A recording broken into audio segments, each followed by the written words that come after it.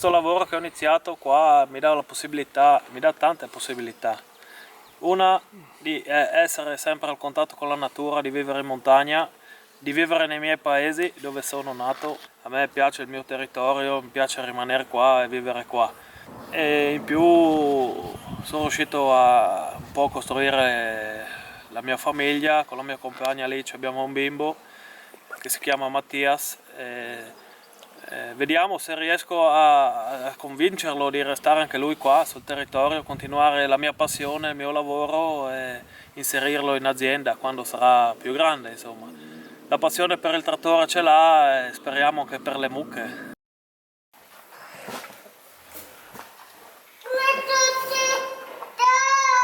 Bravo!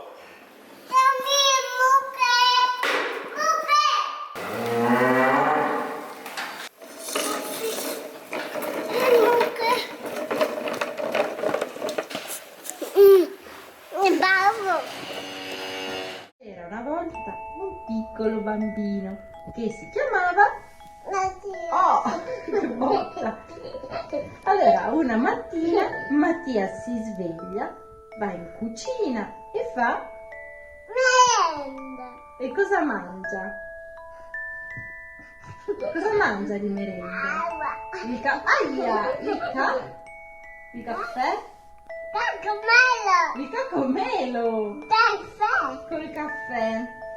Dopo Mattias prende la jeep di papi e va su nella stalla. Va a salutare le Mamma. Momò.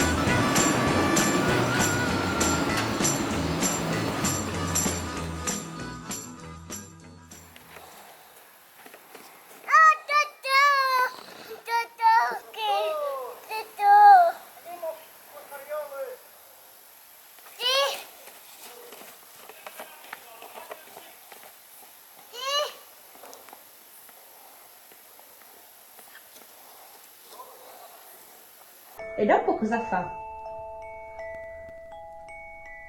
Va in garage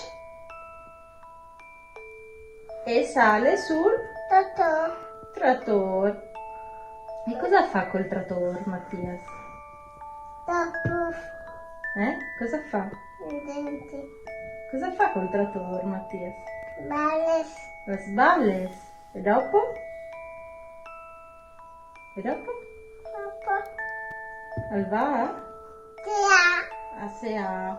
E a un certo punto arriva Ma non si tiene. il camion con la cisterna e Mattias attacca la pompa al frigo e O per te. per terra, carica tutto il latte dentro la cisterna, sale sul camion e va Tia. in latteria Mamma. dove lavora la nonna.